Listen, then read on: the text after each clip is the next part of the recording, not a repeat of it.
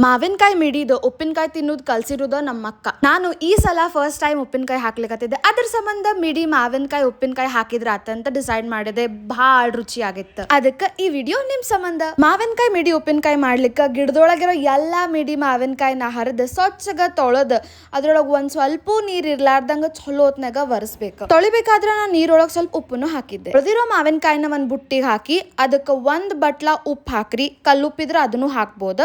ಆಮೇಲೆ ಒಂದ್ ದೊಡ್ಡ ಸ್ಪೂನ್ ಅರ್ಶನ ಹಾಕಿ ಎಲ್ಲಾನು ಚಲೋ ಹೊತ್ನಾಗ ಮಿಕ್ಸ್ ಮಾಡ್ರಿ. ಎಲ್ಲಾ ಸ್ವಲ್ಪ ಮಿಕ್ಸ್ ಆಗಿಂದ ಮಾವಿನಕಾಯಿನ ಗ್ಲಾಸ್ ಬಾಟಲ್ ಒಳಗ್ ಹಾಕ್ರಿ. ಅದ ಏನ್ ಅರ್ಶನ ಮತ್ತು ಉಪ್ಪಿನ ಪುಡಿ ಇರ್ತದಲ್ಲ ಅದನ್ನು ಹಾಕಿ ಒಂದ್ ವಾರ ಚಲೋ ಹೊತ್ನಾಗ ಬಿಸಿಲ್ ಬಡಿಯೋಂಗ ಬಾಟಲ್ಗಳನ್ನ ಇಟ್ಬಿಡ್ರಿ. ಒಂದ್ ವಾರ ಆಗಿಂದ ಮಾವಿನಕಾಯಿ ಪೂರ್ತಿ ಶ್ರಿಂಕ್ ಆಗಿ ಹಿಂಗ್ ನೀರ್ ಬಿಟ್ಟಿರ್ತಾವ. ಆಮೇಲೆ ಗ್ಯಾಸ್ ಮೇಲೆ ಒಂದ್ ಕಡಾಯಿ ಇಟ್ಟು ಅದ್ರ ಮೇಲೆ ಸೋಸಣಿಗೆ ಇಟ್ಟು ಮಾವಿನಕಾಯಿ ನೀರೆಲ್ಲ ಕಡಾಯಿ ಒಳಗ್ ಹಾಕ್ರಿ. ಕಡಾಯಿ ಒಳಗಿರೋ ಮಾವಿನಕಾಯಿ ನೀರಿನ ಚಲೋ ಹೊತ್ನಾಗ 5 ರಿಂದ 8 ನಿಮಿಷ ಕುದಿಸಿ ಪೂರ್ತಿ ತಣ್ಣಗಾಗ್ಲಿಕ್ಕ ಬಿಟ್ಬಿಡ್ರಿ. ಇಷ್ಟಾಗಿಂದ ಈಗ ನಾವು ಮಸಾಲೆ ಮಾಡ್ಕೊಳ್ಳೋಣ. ಒಂದ್ ಬುಟ್ಟಿ ಒಳಗ ಒಂದ್ ಬಟ್ಲ ಸಾಸ್ವಿ ಪುಡಿ, ಒಂದ್ ಬಟ್ಲ ಖಾರ ಪುಡಿ, ಅರ್ಧ ಚಮಚ ಇಂಗ, ಅರ್ಧ ಚಮಚ ಜೀರಿಗೆ ಪುಡಿ ಹಾಕಿ ಎಲ್ಲಾನು ಚಲೋ ಹೊತ್ನಾಗ ಮಿಕ್ಸ್ ಮಾಡ್ಕೊ. ಈಗ ಇದಕ್ಕ ಕುದಿಸಿ ಆರಿಸಿರೋ ಮಾವಿನಕಾಯಿ ನೀರನ್ನ ಹಾಕ್ಬೇಕ.